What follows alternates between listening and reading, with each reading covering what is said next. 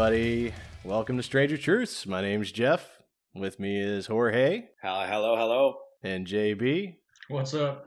How's it going, guys? It's going. New normal. How's that? Yeah, that's right. The new normal for sure.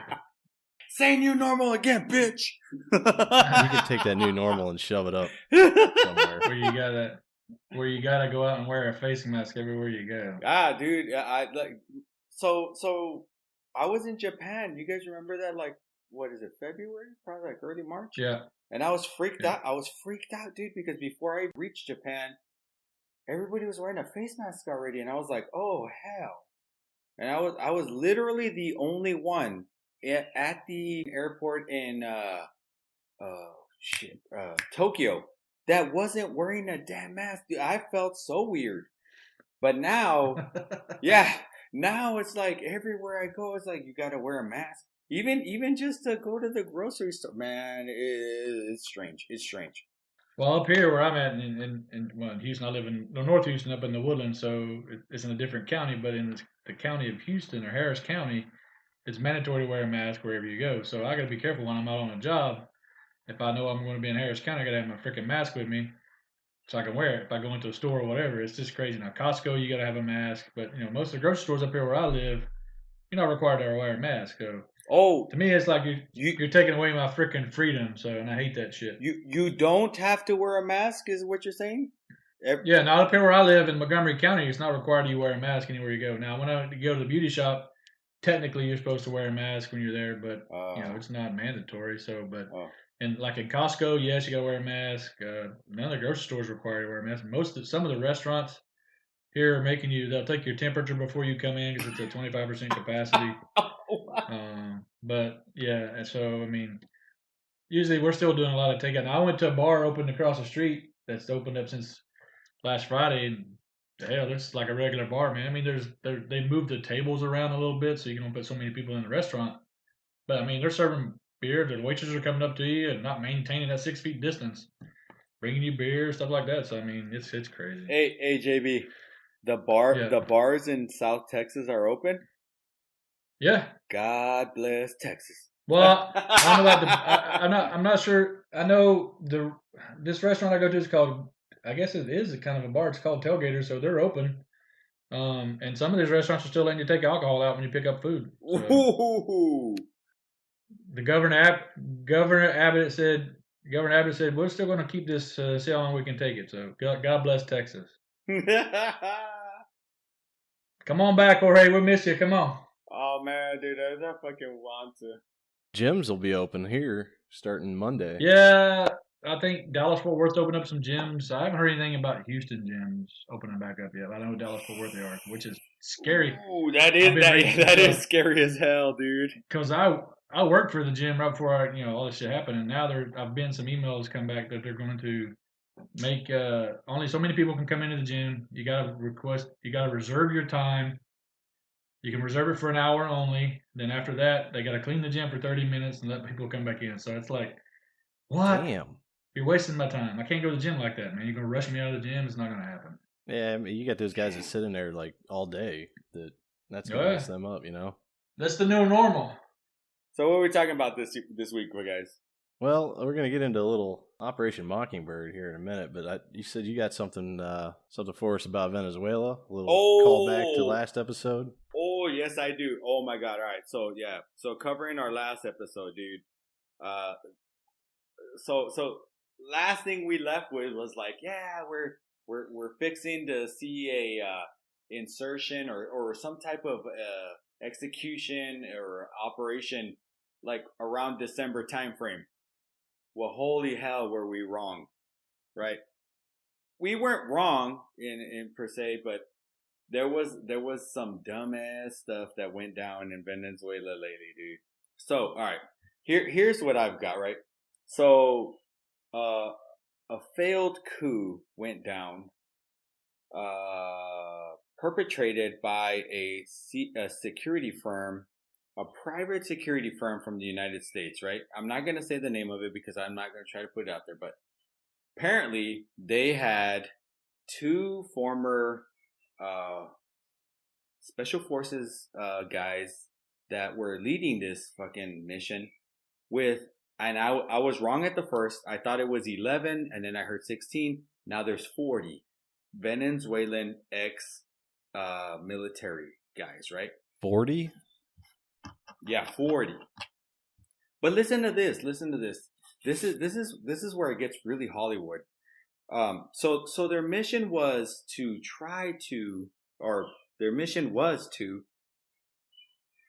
invade Caracas, take over the airport, hijack a plane, and then take President Maduro kidnap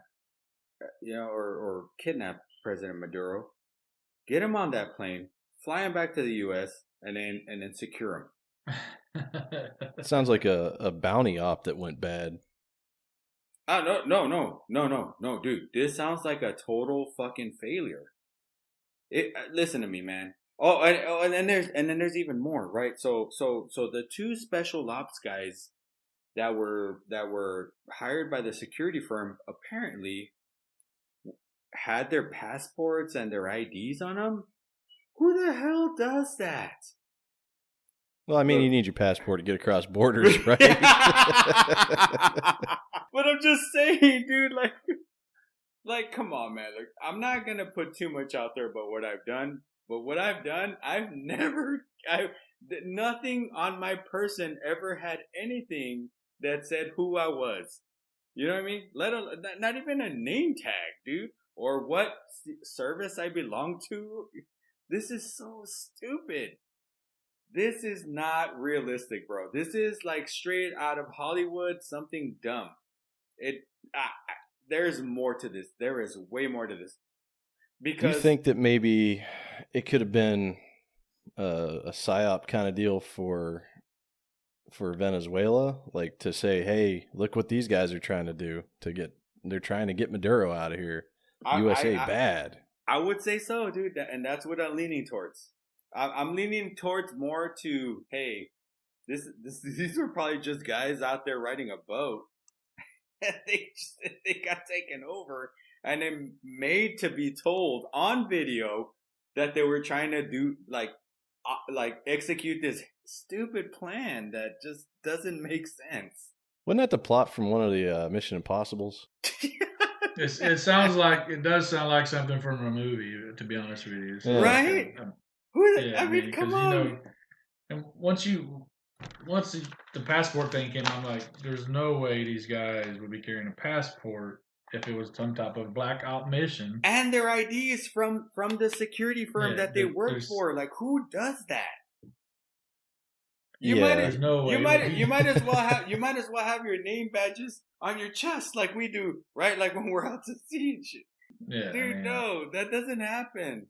It's so stupid. And in the plan alone, so all we know about it right now is what has been put out in the media, right? Because I'm not gonna go into any further detail about whatever else I know, but what I know about it and what I could say about it is the two operators the two ex-operators that were down with the plan were living in Medellin, contractors for a private security firm out of the United States that had been training since January. There's also contacts with an ex-Venezuelan general. I'm not going to say his name because he's already all over the news, but he was caught in Barranquilla, Colombia, and arrested because he was tied to a major cache of arms that were coming through the country. Wasn't he associated with the CIA for that? Yes, yeah.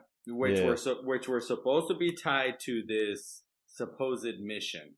If that already happened, yeah, why would they go through the mission? Exactly. And then why would the CEO of that private security firm come on every news article or every news or just out and say, yes, that was us. We tried to do that. Why would he do that? He's being paid. Yeah. Nobody would do that, dude. Even Mr. Prince, the guy that owns Blackwater /X Academy / whatever it's called now, even he would never do that. Yeah, that sounds. Yeah, right? it sounds like somebody's getting paid for that. And even more. So here it gets a little deeper. So one of the guys was a very good friend of one of my very good friends living in Medellin, and he said he disappeared in about February. So I don't know if like he disappeared because he went to go training for this thing, or he went to go to, or he got kidnapped. You know what I mean? Yeah, that's. Huh. I mean, if they really were getting ready to do something, and the Maduro government caught wind of it, especially with that general defecting, I'm sure he probably and still getting had caught ties. and getting caught, Yeah, and then and him getting caught. Yeah, and then him, he was caught like around March, confessing. right? That was I think that was in February, dude. February. Where the cache of weapons were caught. Hmm. This ain't new, dude. Yeah, there's something fishy about all this. And then, how stupid is this mission though, man? Like where you send in. All right, well let's say there's 45 people on this mission, right? And you're attempting to bum rush a whole country from the coast off of Colombia in fast boats, and your mission is to take over the damn Caracas International Airport. That's your first mission. Yeah. Are you serious? I mean, I guess you could probably take an airport with 45 people, but to hold it. No. All right. So it specially trained people. Yes, maybe. I can't attest to how well these Venezuelan soldiers were trained for. You know what I'm saying? But but off the top, we know there was 2 special operators on it. How well is this mission gonna go down, dude? And then on top of that, you're supposed to secure a plane, right? Yeah, but those guys are special operators. They should have known better to have all that stuff on them, their passports and stuff like that. They should have known better. I mean, it's fishy. That's why I'm saying, JB. I think this was a distraction. This is not what was supposed to go down. Underneath it, I think there was supposed to another op that was supposed to go down at the same time that we don't know about. I'm telling you, man. I'm not trying to disclose any things that I've done or whatever. I ain't never in my life carried a passport or an ID, let alone a uniform that had my name on it or any service that I was attached to on my person. When I well, did it goes back to like when we were, but it goes back to like when we were on Liberty. They had told us, not to wear, your clothes and all that stuff stands out. I mean, we had to carry our IDs and stuff, but I mean, you try not to put too much stuff out there to make you look like you're an American. We all stuck out there, but I'm just saying, you're right. You don't, you wouldn't carry that stuff. Yeah, but if you're riding a fast boat from the coast of Colombia and you're trying to infiltrate the coast of Venezuela, you're gonna carry your passport? No, it doesn't make sense. Exactly. Something's fishy. Like you said, I think it's staged. One, it was set up by it could be set up by the media. I'm not necessarily sure that's the point or the I don't know. This is so weird. It kind of harkens back to the passports that were found at the World Trade Center. Like yeah. How are you gonna find passports in rubble from a guy that was on a plane that supposedly blew up the place, so much? Right? Oh, we found their passports. That are not burned up. Yeah, man. All right. So all right. So this is perfect, though. This is a perfect segue into what we're about to talk about because there is a lot of cover up, and I think that there is a group of people, Americans. Jeff, please tell me. You know who I'm talking about. CNN. No. Oh, wait. CIA? Them too. Is it the CIA? Did I get it right? The Central Intelligence Agency? No, you might have had it right first time. CNN. No, but it's probably the CIA. I think they're in cahoots anyway, so it doesn't matter. Yeah. They're probably working together. Well, there was a thing called Project Mockingbird, which truthfully stems back to something that came out of a report that the CIA put out a while ago called the Family Jewels. And in that, the the Project Mockingbird described in that. Let's be real about it. It wasn't Project, it's Operation Mockingbird. Yeah, Operation Mockingbird. Sorry, you're right. That Operation Mockingbird was pretty much just them trailing a couple of journalists and wiretapping them stuff illegally, of course. It started off. Yeah, you're right. Yeah, but there was a whole encompassing thing other than just that. So around the 50s, right after World War II and start of the Cold War, the CIA started recruiting journalists and students from around the U.S. and abroad to start writing stories that were favorable to the CIA and push CIA views. So, like, if the CIA had an operation and went down somewhere in, say,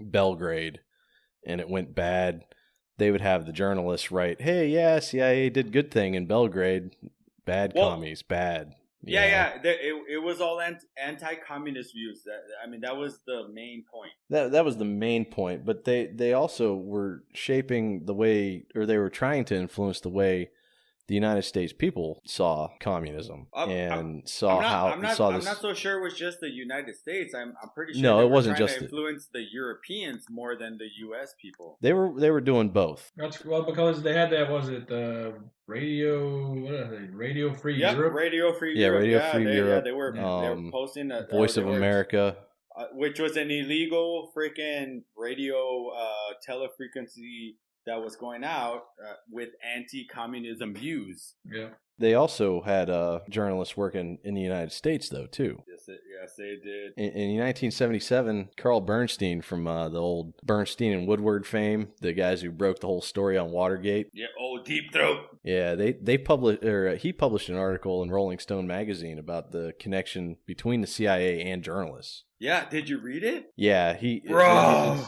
That thing is so deep, dude. Yeah, I read it. Yeah, he claimed that over 400 American journalists had been secretly carrying out assignments for the CIA. Yep, all over the place too. The Washington Journal, or was it the Washington Post? Like influential freaking periodicals. Yeah, so some of the companies that were co-opted by him were CBS, Time, New York Times, ABC, NBC, the Associated Press, UPI, which I don't even think they're around anymore, but they're just a journalist, public, kind of like the AP, Reuters and Newsweek. So I'm gonna play you something from Sig Mickelson.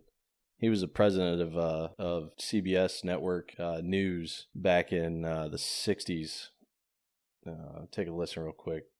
At CBS, we had been contacted by the CIA. As a matter of fact, by the time I became the head of the whole News and Public Affairs operation in 1954, the ships had been established, and I was told about them and asked if I'd carry on with them. I think it was entirely in order for our correspondents at that time to make use of CIA agent chiefs of station and other members of the executive staff of CIA as sources of information which were useful in their assessments of world conditions. You say that continues today? Well, I would think probably for a reporter it would continue today, but because of all of the revelations of the period of the 1970s, it seems to me that a reporter's got to be much more circumspect in doing it now, or he runs the risk of at least being looked at with considerable disfavor by the public.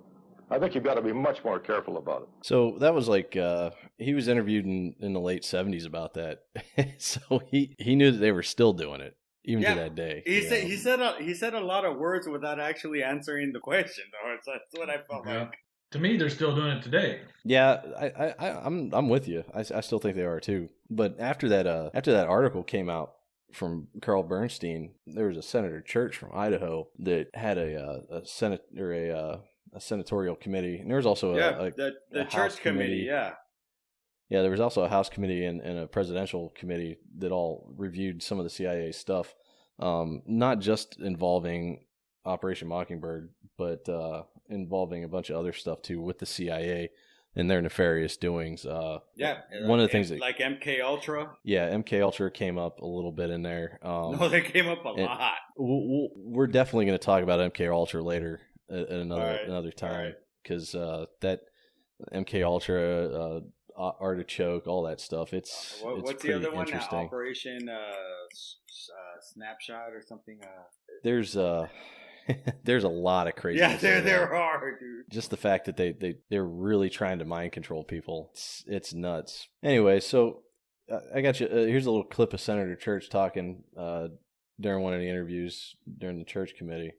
I thought that it was a matter of real concern that planted stories intended to serve a national purpose abroad came home and were circulated here and believed here, because this would mean that the CIA could manipulate the news in the United States by channeling it through some foreign country.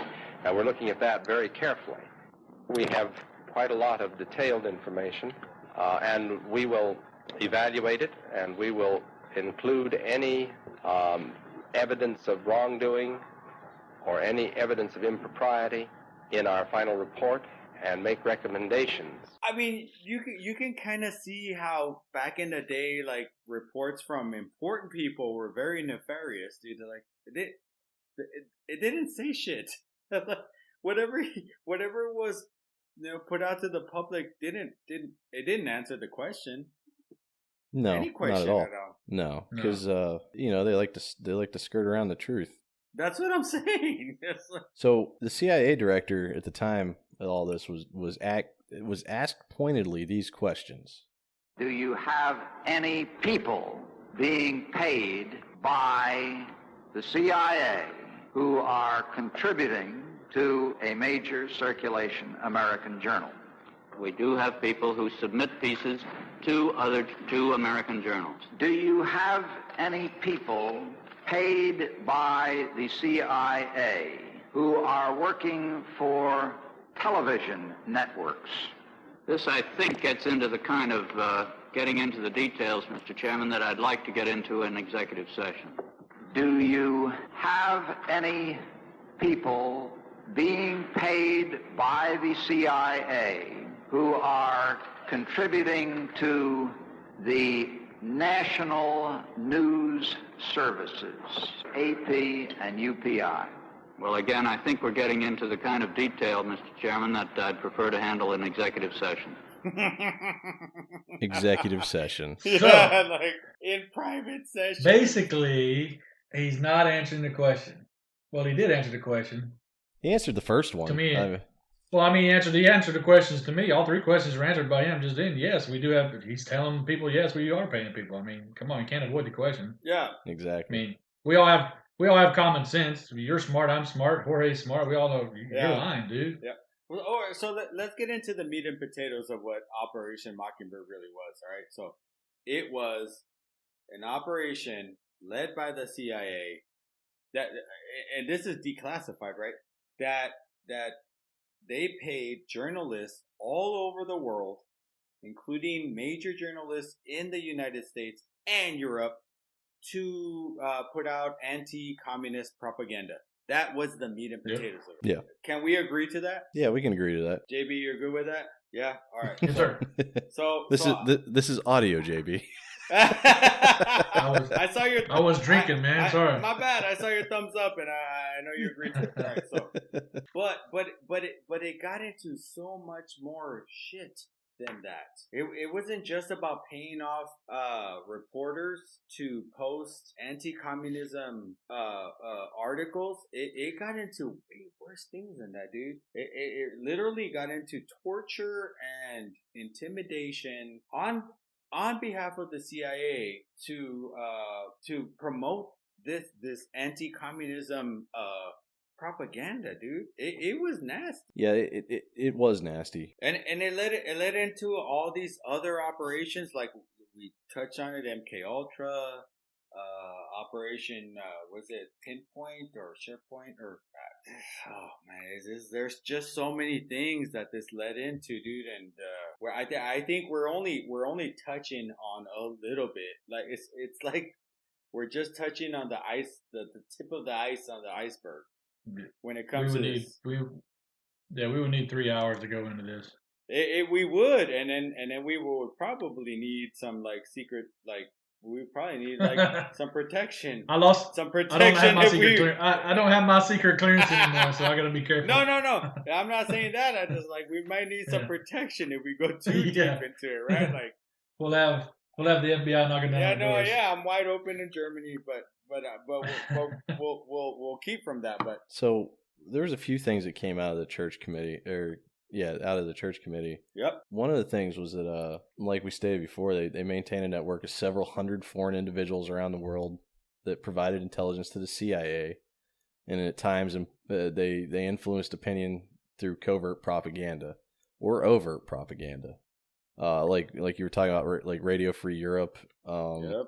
Voice of America is another one. Also, that there was approximately 50 the agency's assets that were American journalists or employees of the U.S. media organizations, and more than a dozen United States news organizations and commercial publishing houses. They formerly provided cover for CIA agents abroad, and a few of these were unaware that they even provided this cover. So they would send a CIA agent into, like, say, Laos or Cambodia, and he would be under the cover as a journalist. Yeah, because journalists get better access. Fucking propaganda, yeah. Yeah. So the CIA was sensitive to the charge that CIA covert relationships with the U.S. media jeopardized the credibility of the American press and risked the possibilities of propagandizing the U.S. public. The former director William Colby, who we just played a clip of, yep, he expressed his concern by saying that we have taken particular caution to ensure that our operations are focused abroad and not at the United States in order to influence the opinion of the American people about things from a CIA point of view. But they were doing it, because and here's you said to influence the word of the people from the United States from the CIA point of view. The people of the United States had no idea that this was going on. Right, not until the church committee came out. So after that, your buddy George W. Bush took over the CIA. Yeah. Took over the CIA. That's right. And one of his first actions was to recognize the special status afforded the American media under our Constitution. Well, that sounded stupid. Well, no, he chopped it. He chopped anything having to do with any kind of reporter or anything, paid or otherwise. You're done. That's it. Yeah. So supposedly, this is what he said: the CIA will not enter into any paid or contractual relationship with any full-time or part-time news correspondent accredited by any United States news service, newspaper, periodical, radio, or television network or station. Yeah. So that's the memo he put out, yeah. Yeah, and Reagan put some stuff out too when he took office, pretty much amounting to the same thing. But if you notice, if you read in the lines here, or read between the lines here, they won't enter any paid or contractual relationship with anyone accredited by the United States News Service. So they can get whoever the hell they want in there to put stuff in. Yeah, stringers and freelancers are still game. Exactly. Yeah. I saw that too. And those are the ones that. Those are the ones that they're going to go get. For you them. Goddamn right. Those are the ones that really bring. Because they bring the news. Right, they're the ones that are going to get deep and dirty and dig into everything and cause a lot of people to lose their jobs and every other thing. So, but they have no. What is it? They have no non-disclosure agreement they had to sign or anything like that. So they're going to do whatever they do to get to the news. I mean, they're going to find and dig and dirt. Pull up all kinds of trash on people or whatever just to get that story. Yep. Because they're getting paid for it. Yep. No, they're not getting paid for it. They're actually looking for the truth. Yeah. So it's like the have you guys ever heard of a show called Vice? Yeah, Vice. Yeah. Yeah, they're pretty garbage. Yeah, dude, I love those guys because they it's non representational fucking reporting. They just report the truth. They just go out and report what they see. Hey, Iraqis are getting fucking killed. Yep, they're reporting that shit, and it's not even by us. Right, or by us, I mean the United States. But yeah, man, Vice. They even have a show on HBO called Viceland.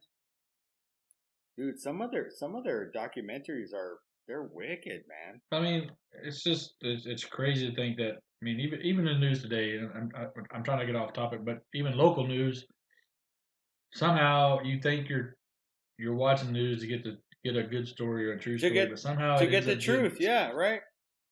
But somehow it gets spun either to be political or this, that, and the other. And you just get tired of watching this shit. It's the same old, same old. It's whoever is giving the money to the station. I know we're going to get into this a little later, but we talk about the 2016 election with Trump. Everybody was out to get him because they didn't like him. Why? Why did they not like the guy? Because he wasn't a politician. He's not a politician. And that's what I dig about him. He's not a politician. And he doesn't give a shit about what anybody has to say about him. Well, no, he says some dumb. He says some dumb shit. I mean, I'm not gonna lie, he does. You know. I was talking. Somebody needs to keep him off of Twitter. To be quite honest with you. I was talking to somebody about this the other day, but the reason he was elected by all of us that voted for him, and I wasn't a Trump supporter to start with. I was a Ted Cruz guy, but damn, JB, you hurt the reason you hurt Wolverine. You hurt my heart. It's all right. But the reason he got elected is because he spoke his mind. He spoke what we all felt. Yes, sir. Exactly. And it goes back to taxation without representation or something like that. So he was a representative of us, and he spoke. He spoke for us. He spoke what we felt in our minds and our hearts, and the way we talk to our family. We say this, that, and the other, and he says it for us, and that's why he got voted into the office. That plus he was a businessman. And everybody's like, oh, he has so many failed businesses and blah blah blah blah. Every goddamn fucking businessman has failed businesses. You're not a businessman if your business didn't fail. I mean, but he takes chances, and I dig that. Which brings us back into the media and stuff like that. How they're trying to spin everything to make him look like a shitbag. Yeah, make him look like the country's failing, and everybody's out to get him. And I just don't. I can't fathom how he's not ready. Here I was telling somebody the other day. If I was President Trump and I was doing a freaking press conference, I'd be telling them, all y'all need to shut up. Say it. Just and say let it, me JB. talk. Say it. So, I mean, how does he stand up there? But I'm saying, how does he stand up there and not say that to those people? Because he's straight up. Because he's used to it. F you. Because he's used to it. He's used to it. He's a businessman. He's been in front of the media for the majority of his life. He knows how to talk to him. He must have a punching bag in the back. He goes after he's done. He goes punches this thing so he gets it all out or something like that. Like we were talking about, the media is manipulated by not just the CIA, but it's manipulated by sponsors.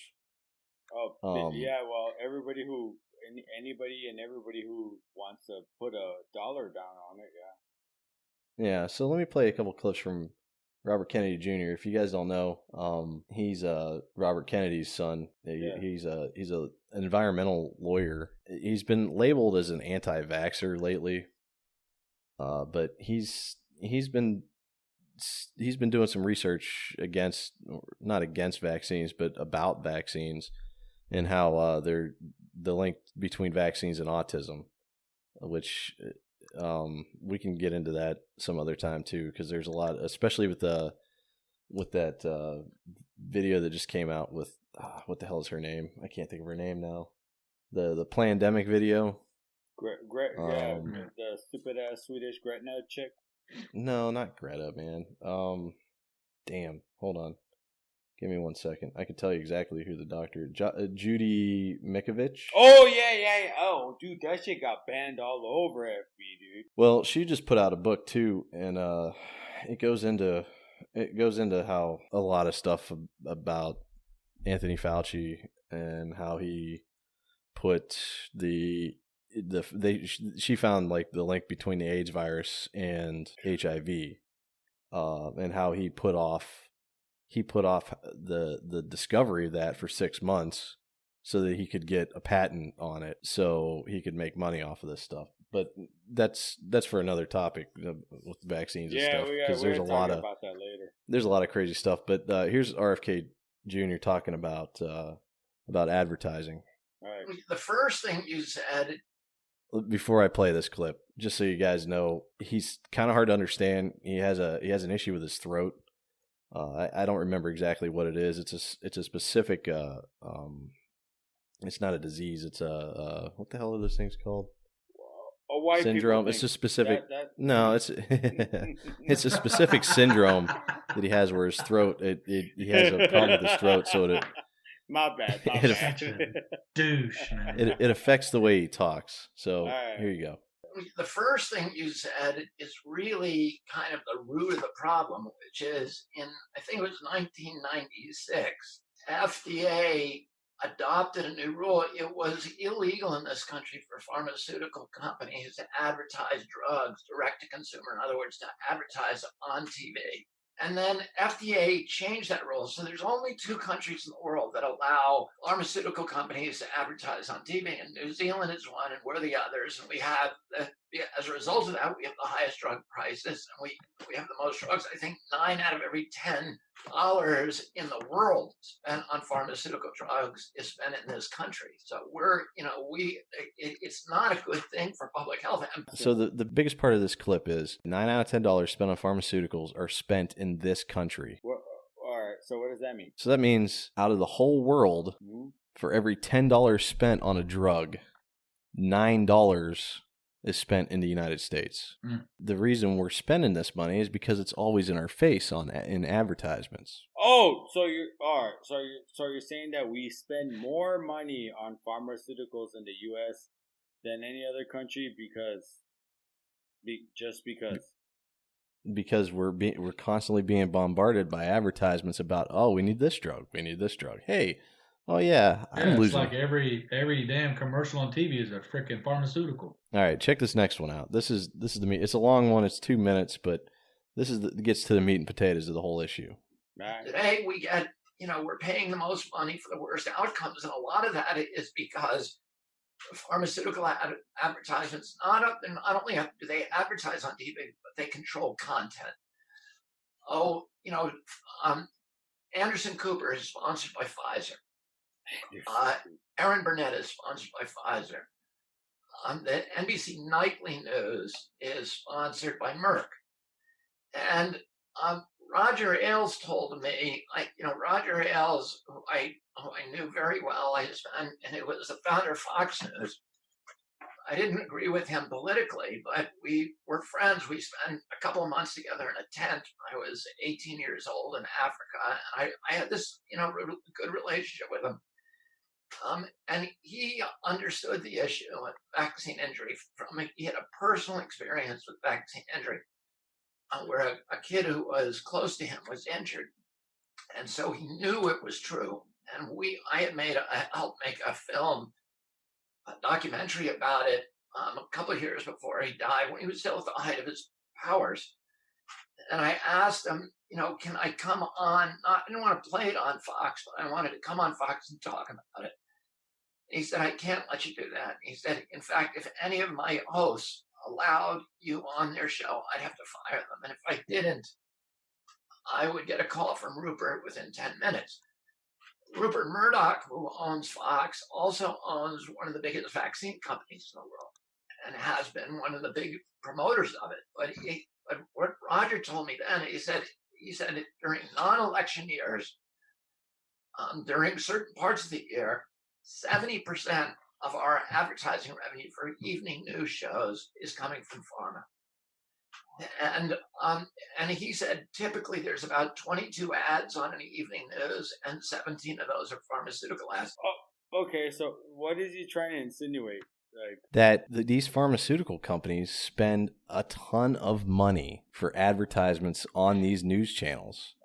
Okay. So 70% in a non-election year, if they're getting 70% of their revenue from ads from pharmaceutical companies, that's a lot of power. That's what's keeping those people in. That's what's keeping that news program going, is they're getting that ad revenue. so that they can keep paying Anderson Cooper or keep paying these other idiots, to the little talking heads, to keep going. So they control narratives. You're talking about paying reporters or the companies they work for. The companies they work for, which pays the reporters, of course. Okay. I mean, he just said in there that if he had this documentary that he wanted to just talk about that had to do with vaccines and how it was injuring people. Yeah, and he wanted to go on Fox News and talk about it, and he asked his good buddy that he knew for years, "Hey, can I come on here and talk?" He's like, "No, can't do it, bro. Yeah, I'd have to fire these cats if you came on here." I mean, that's some power right there. Yeah. I agree. If you think about it, just think about the amount of money these people are making when it comes to flu season, the pharmaceutical companies. Not only do they not have to pay for ads for flu season for flu vaccines, because everybody on the news is constantly saying, "Hey, go get your flu vaccine. Hey, it's flu season. Don't forget your flu vaccine." So they're not even paying for those ads, you know? Yeah, but we're getting off topic. Not really. No. You don't think we are? No. I mean, it goes back to the fact that the media, whether it's the CIA or whatever, are being paid to influence the news to their favor or to whoever's favor. Exactly. Whoever has the money, it's always the same trope. Follow the money. You follow the money, you'll find out where the source is, right? Well, if you're following the money on who is paying these news agencies, you'll find out that. Oh yeah, I agree. So they're, and then we'll get into the election like we were talking about before. 2016 election. So like in that clip a minute ago, he was talking about 70% in non-election years come from pharmaceutical ads. Now, during an election year, they get a ton of money. And during the 2016 election, the Clinton campaign spent over $227 million on ads. And, of course, the Trump campaign spent $82 million on ads. So if you think about it, why are they going to promote Trump as much when he's not paying as much money as Clinton? Why would they? Well, yeah. I mean, for one, Trump is already he's already a powerhouse. He doesn't need to. Nothing about him needs to be pressured. And then there's the whole Clinton, backslash, shady ass things that are happening with. Yeah, but how well were those reported though? Huh? How well was all that reported? Not very well. Does it need and everything to be was reported, slanted? Really? Yeah, it used to be the media would just read the news. That's what they would do. They would just read the news. They wouldn't put their own take on it. They wouldn't. This ain't the 60s, bro. Where you could just fucking print a paper and you knew it was okay. You got it. It depends on what paper you're reading these days. Same How about as this? Whatever website you're logging into. Yeah, everybody's slanted one way or another. Fox News is slanted one way, and all the other ones are slanted a different way. But you got to look at this. So the polls during the 2016 election, most of the polls were conducted by news agencies. Mm-hmm. And who was paying the most money to those news agencies? The Hillary Clinton campaign. And guess who was supposed to win? Hillary Clinton. And nowadays, now that old Hill's lost, what's the thing? What's the whole thing that all the news agencies are saying? Oh, Trump's a bastard. He's a son of No. He gets it so ugly. Yeah. It was corrupted, yeah. And then defamation, yeah. And then you get this unifying voice like I'm about to play for you right now. Breaking news. A bombshell. Today is a turning point. Today was historically bad for President Trump. Today was a turning point. A turning point. We're at a turning point here. The beginning of the end for the Trump presidency. We have another bombshell. Mike Pence might have to assume the office of the presidency. Rumblings of the word impeachment. Breaking news. Another bombshell out of the White House. I believe this is the beginning of the end. I do too. It's really the beginning of the end. He may be feeling the walls closing in on him. All the walls closing in on him. The walls closing in in on him. Breaking news, a new bombshell. One astrologer says this means the beginning of the end for President Donald Trump. Trump will resign. Trump is going to resign. Is this the tipping point? I know we've said it over and over. You think this is a tipping point? And over and over. It's like Groundhog Day. Yeah. Hey, I mean, it is. I mean, it was just all the talking points to take him out. I mean, you're right, Jeff. I mean, those are all. It's like that every day. Breaking news on CNN or NBC or MSNBC. This, that, and the other. Even when they during the impeachment, it was like that. Breaking news. It's the beginning of the end. But we're still here, and he's still there. Listen. I like him. I like President Trump. He's not a politician. He's a fucking businessman. That's why I dig him. All those clips were from like 2016, 2017, 2018. So they've been saying this the moment he got into the office. Right. So it's straight hate. But I like his fucking policy, dude. I can't say I don't. I can't say that I like him. I'll be straight up honest. I'm not a fan. Really? All right. So why not? Mainly just because he's a fucking idiot. Oh, he says a lot of dumb shit. Yeah, and I think that's the part of the problem. Oh no! I'm gonna tell you, dude. He says a lot of dumb shit, dude, and I know it because he's an idiot. I don't like him. However, and you feel I didn't this say way that because of. I didn't say that I didn't like what he's doing. Okay. I can agree with that. He's surrounding himself with the right people, and he's trying to do. He's a businessman. He's not a politician. Exactly. He's trying to fix things. Yeah. So, and the problem is that there's just so much pushback, and I think I know why there's so much pushback, and it all has to do with this whole Michael Flynn unmasking. Oh, which that's a whole. That's a whole nother. Yeah. I'm not too read up on that yet, so I don't really want to discuss it. Yeah, no, that's a whole nother dirty thing, and I'm not either, and I'm not trying to get into it. But I think this is why there's so much pushback. I think too many people knew about it. They've just been. There was a lot of pushback just because he was not a politician. Well, nobody wanted this guy to become president. That's how he became president. Because nobody wanted it. We're trying making a point of it's all about the money for these companies, right? Yeah. Let's get into who's got a lot of money to throw around. Oh, China. That's J.B. Reynolds. Yeah. China. Oh yeah. Oh, you talking about the China disease? Yeah, China. China. Now let me make this clear. Not the Chinese people. No, China the CCP. Itself. Yeah, China itself.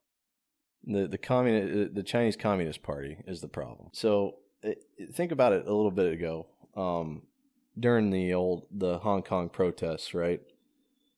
LeBron James came out against China.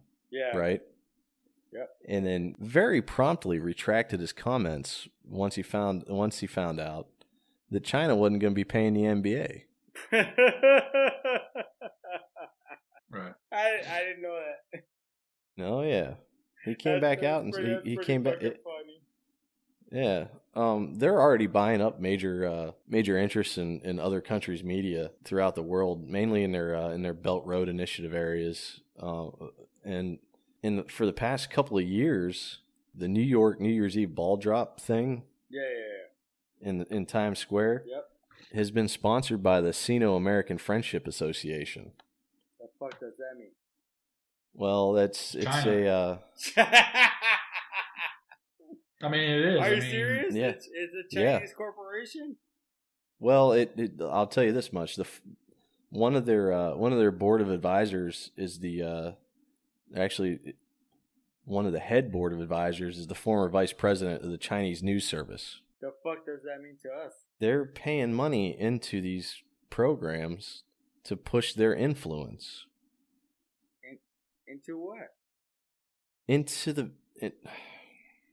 I'm a little bit retarded here, bro. But I'm not following. Yeah, I could tell. Sorry, but I'm not following. Yeah. All right. How about this then? The New York Times and the Washington Post also have a China Daily newspaper insert. So they take ad money from China as well. Yeah, all right. Disney, who owns ABC and Fox now, Fox TV, And ESPN, has let China take a 47% stake in Disney World Shanghai. So China, the CCP owns 47% of Disney World Shanghai. Okay. Which is a huge market. Yeah, but that's just one part of it. Yeah, just one part. But what about their movies, where they get a lot of revenue from? You said Disney World Shanghai. Okay. Yeah, but that's just one park. Yeah, but still, that's a lot of money already being taken out. 47%. That's half of the revenue that comes into that park goes to the CCP, which is bad juju. No, I get that. And then there was all right. Well, how about this? Top Gun Maverick. Why you just want to throw the punches in, don't you? I do. The new Top Gun movie. Top Gun Maverick, yes, okay. Filmed on the new Top Gun Truman, movie, right next to where I was at in San Diego. So they showed the Taiwanese and Japanese flags on Tom Cruise's flight jacket. Well, to be able to be shown in China, they had to take those off. Okay. Many critics noted that companies behind films, including Paramount, Skydance, and China's Tencent Pictures, were preemptively seeking to appease Chinese censors. Why? Why is that? Second largest movie market. Actually, I think it actually is the largest movie market in the world is China. No shit. So it's most of the revenue for movies comes from China. So a lot of these media companies, a lot of these movie companies change stuff just for China, or try to make it as close as they can for China to begin with, so they don't have to do it in post-production. Right. Because all that post-production stuff costs money, and their whole point is to take in money from China. All I'm trying to say is money is power, right? Can we agree on that? Yes, I can. So who's got the money to throw around? China. Pretty much. They have the most money, pretty much. Though I think most of it's made up. And it goes back into what we're discussing in this podcast about the media and stuff like that. So whoever has the most money is going to influence what the media or the news media or whatever, any type of media, whether it's a movie or what, shows to the American people. You see movies nowadays. I think Jeff, you mentioned in earlier that we talked about in Zero Dark 30 how that was influenced by the media. I mean, there's different things that are influenced by the media, and whoever has the most money, whether it's pharmaceuticals or big tech, whatever, they're gonna put out what they want to put out, and we're all left sitting here with our hands stuck up our ass. My whole point trying to all figure this, out what's true. Yeah, my whole point about all this is that it's all compromised.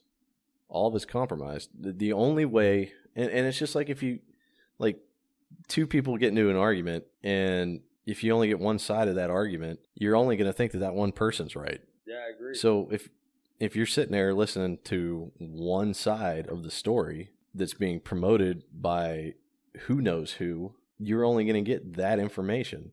You're not going to get the whole story unless you get all of the information. But you have to look it up for yourself. That's the point. And that's what I'm trying to say. That's what I'm trying to get to. You can't really trust what the media says. Or us, for that matter. Well, or us, for that matter, yeah. But, I mean, we're technically a medium, so, yeah. I mean, but you can't really trust what the media says. You have to take it upon yourselves nowadays to look into the story. Yep. You can't just take it at face value or the 30-second blurb that they put on the breaking news. Yep. There's more to each story that comes out. And the onus is on us to. Oh my God, I sound like an officer. Jesus. No. You're right. But it's on us to figure it out. We're just bringing it up to a medium or a part where we want them to look it up. Yeah, right. Like I don't need people to believe what we say on this fucking podcast. I want them to go look it up. Yes, that's my whole basis on this. Yeah, we're like a podcast encyclopedia. I just wanted to bring up the fact that there has been, since the beginning of time, that there has been propaganda propagated throughout news and throughout time to try to influence people from one direction to or another. And it takes you out there listening to take the time and not just look like, oh, hey, look, there's a tweet. This is what the president said. Okay, I'm going to take that at face value. No. Look into it. Yep. Just because Anderson Cooper said that the president's a bad person, you shouldn't believe him. Look into it yourself. Isn't so, yeah. Go find out why. So, yeah. That's really the only reason I wanted to talk about this today. So no, I'm cool with it. I dig it, dude. I think we're all in agreement. JB, you got any pearls of wisdom? No, I mean it's just I think we all need to sit back and take a look at what you can believe, what you can't believe. We're all human beings. You trust who you trust. It's hard to understand what's going on out there. I mean, we vote for people to put in the political office, and we hope that they do the right thing, and they don't. And I'm a big firm believer in term limits and stuff like that. I mean, drain the swamp like President Trump was trying to do. I think we need to do that. I mean, it all goes back to the start of the Revolutionary War when we were trying to free ourselves from England. With taxation, without representation, stuff like that. We have to have that. We have to put the right people in place. And I'm a big supporter of Dan Crenshaw here in Texas, who's he's a former Navy guy, Navy SEAL, but he's a smart guy, and he knows that getting the right people in place will help this country move forward. And right now, we're not moving forward; we're moving backwards. And it all depends. It all leans on the media pushing one side of the story, and and it's eventually going to cause us all, I think, down the road to fall into a revolution. I wouldn't necessarily say a civil war, but if another thing like this COVID outbreak comes around, like they're saying a second wave's coming, I think it's going to be bad for the country, because people like me are not going to give in and say, fuck that. They're going to say, fuck it. You're going against my constitutional rights to be free from this, that, and the other. And I'm not going to play that crap. So, I mean, we have to come together and hopefully figure this crap out. And, I don't know. It's the media. I don't trust the media as far as I could throw them. Never have. I mean, back in the day, it used to be okay. They used to report decent news, but now they're not. It's all lies if you look at it. I mean, who do you trust? I mean, I don't even trust Fox News, to be honest with you.